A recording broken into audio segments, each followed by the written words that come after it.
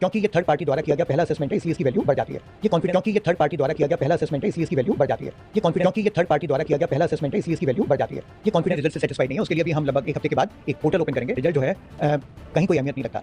Result out हुए एक दिन हो चुका है, लेकिन इसके बावजूद जो हंगामा मचा हुआ है कॉपी चेकिंग को लेकर के, कॉपी चेकिंग इनफैक्ट मुझे कहना चाहिए स्कैम को लेकर के, वो रुकने का नाम ही नहीं ले रहा है। इवन जो एक्सपर्ट्स हैं, जो सालों से 20-25 साल से जो सीबीएसई के कॉपी चेकिंग प्रोसेस या इस पूरे एग्जाम प्रोसेस से जुड़े हुए हैं, वो भी कंफ्यूज्ड हैं कि भाई साहब सीबीएसई ने किया क्या है। मतलब ऐसा गड़बड़ कि कुछ भी कहना मेरे ख्याल से कम हो रहा है। और स्टूडेंट्स जो हैं वो अभी भी इस सदमे से बाहर नहीं निकल पा रहे हैं। सैकड़ों स्टूडेंट्स, कल जो मैंने वीडियो डाला उसके बाद से इतने सारे मेल्स मैसेजेस मेरे पास में आ रहे हैं जो मैं दिखाऊं तो मतलब खत्म नहीं होगा। बच्चे बार बार कह रहे हैं सर प्लीज आप कोई जस्टिस करवाओ, कुछ न्याय करवाओ, कुछ तो करवाओ। यहां पे एक स्टूडेंट का मैं अभी कमेंट ले रहा हूं, नवनीत, ये बेंगलोर से हैं। बोलते हैं कि सर मेरा मैथ्स पेपर में मतलब प्री बोर्ड में मैंने 62 स्कोर किया था और अभी मुझे 23 मिल रहा है। ठीक है, मतलब इतना बुरा कॉपी चेकिंग।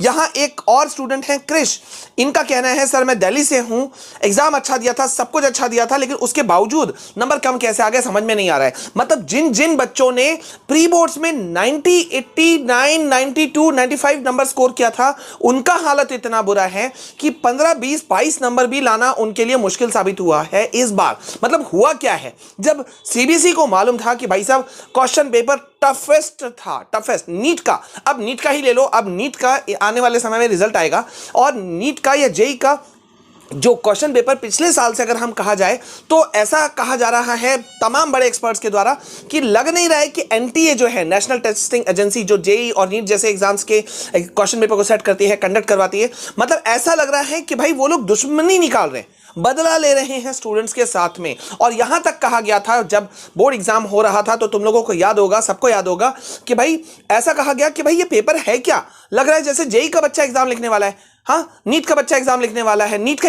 बच्चा नहीं, नीट एग्जाम लिख रहा है या जेई एग्जाम लिख रहा है, ऐसा मतलब समझ में ही नहीं आ रहा था। और मेरे दिमाग में तो सबसे पहले एक चीज समझ में नहीं आ रहा है, ये मतलब किसी बच्चे का 6, 7, 8, 12 नंबर कैसे हो सकता है, समझ से बाहर है। यहां पे मैं कह रहा हूं, यहां पे सॉरी मैं एक मेल पढ़ रहा हूं, कृष्ण नाम का बच्चा है जिसने मुझे कल मेल किया है देर रात। सर मैं दिल्ली से हूं और मैंने इस साल क्लास 10 बोर्ड का एग्जाम दिया था सीबीएसई बोर्ड से। सर मेरा साइंस का पेपर बहुत अच्छा हुआ था, मगर 73 से नीचे नहीं बन रहे थे मेरे, स्कूल टीचर से खुद कंफर्म किया था सर, कुछ भी मार्क्स दे दिया है। और सर मैथ्स में सब अटेम्प्ट किया था, फिर जाकर के 30 नंबर दिया है 80 में से, आईटी में तो और खराब दे दिया। अच्छा आईटी में किसका नंबर खराब होता है यार, आईटी में किसका नंबर खराब होता है, मतलब आईटी में तो बच्चे एडिशनल सब्जेक्ट रखते इसलिए हैं कि वो अगर कभी खुदा ना खास्ता जरूरत पड़े तो वो मतलब रिप्लेस कर सके, भगवान ना करे कभी ऐसा सिचुएशन आए, लेकिन रिप्लेस कर सके। लेकिन आईटी में भी गिरा दिया 6, 8, 12, 16, 17। मतलब अच्छे खासे जो यूट्यूबर्स हैं वो इस बात को रेस कर रहे हैं, करना भी चाहिए, स्टूडेंट्स के साथ में खड़े रहने की जरूरत है। साल भर से जो बच्चे हमारे साथ में थे उनको बीच रास्ते में छोड़ना सही नहीं है। तो बच्चे बहुत सारे मुझे मेल्स लगातार कर रहे हैं कि सर क्या होगा। कई बच्चों ने कहा है सर मैंने पूरा रीचेक किया है, दोबारा कंफर्म किया है, मेरा मार्क्स एकदम सही है, एकदम सही है, सही बन रहे हैं, ठीक है।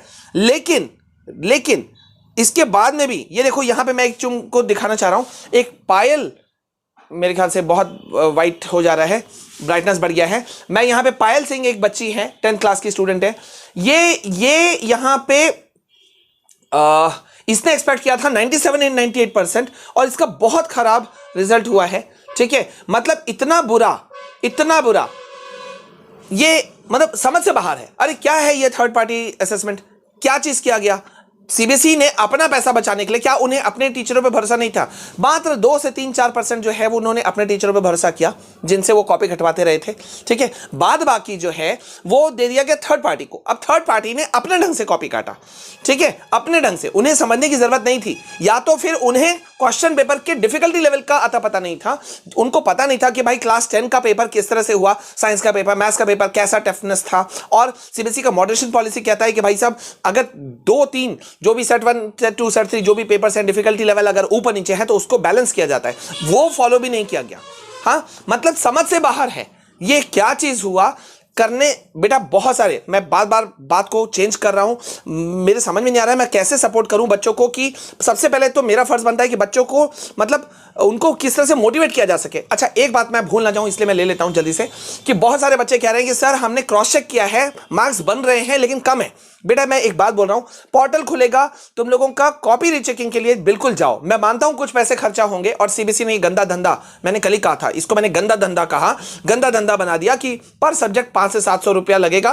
क्लास 10 वालों का शायद 500 लगे, पिछले साल तो ये लगा था, 12th वालों का 700 रुपया लगे, ठीक है, और पर क्वेश्चन जाओगे तो 100 रुपए लगेगा। लेकिन फिर भी मेरे ख्याल से तुम्हें फाइट करना चाहिए, क्योंकि मैं इसके बाद में एक वीडियो लेकर आऊंगा, उसमें तुमको दिखाऊंगा कि क्या होता है जब कॉपी चेकिंग के लिए लोग जाते हैं और लड़ते हैं अपने हक के लिए, तो उनको क्या जस्टिस मिलता है। तो अगर तुम श्योर हो तो मेरे ख्याल से ये थोड़ा बहुत पैसा खर्चा अगर जो होगा, मैं मानता हूं बहुत सारे ऐसे बच्चे होंगे, बहुत सारे ऐसे फैमिलीज होंगे जिनके लिए ये मुश्किल सिचुएशन होगा, बट स्टिल मेरे ख्याल से तुम्हें फाइट करना ही चाहिए। और जो हम आवाज़ उठा सकते हैं हम आवाज़ उठाएंगे। मेरा रिक्वेस्ट है कि तमाम जो सीबीएसई के सीनियर ऑफिशियल्स हैं इस बात को एक बार कंसिडर करें कि भाई इतने बड़ी संख्या में बच्चे, ऐसे संख्या नहीं हो सकते। आप इसको ये नहीं कर सकते कि अरे 1,00,000-1.5 लाख तो हर साल बच्चा कंपार्टमेंट आता है, इसमें कौन सी नई बात है। ये नहीं किया जा सकता, ये नहीं किया जा सकता। कल किसी के साथ कुछ हुआ था तो वो जरूरी नहीं कि दोबारा भी उसके साथ वही होगा।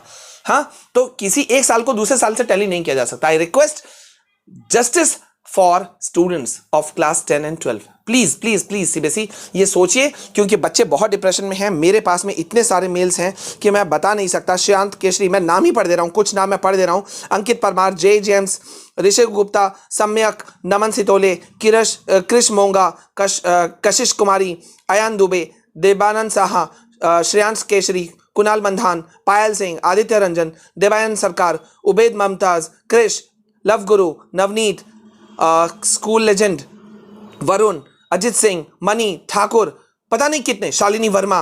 बेटा मैं सबका पॉसिबल नहीं है और पावर कट है, नहीं तो मैं यहां पे अभी दिखाता। मैंने यही सोचा हुआ था, बारिश थोड़ा यहाँ मेरे एरिया में हो रहा है काफ़ी तेज, तो इस वजह से मैं ये नहीं कर पा रहा हूँ, ठीक है। लेकिन मैं तुम्हारे साथ लगा हुआ हूँ, जो हो सकेगा हम जरूर करेंगे और आगे का प्रोसेस कैसे करना है वो भी मैं बताऊंगा, ठीक है। सो प्लीज़ इस वीडियो को ज़्यादा से ज़्यादा शेयर करो और I request justice for students, ठीक है। चलो मिलते हैं नेक्स्ट वीडियो में।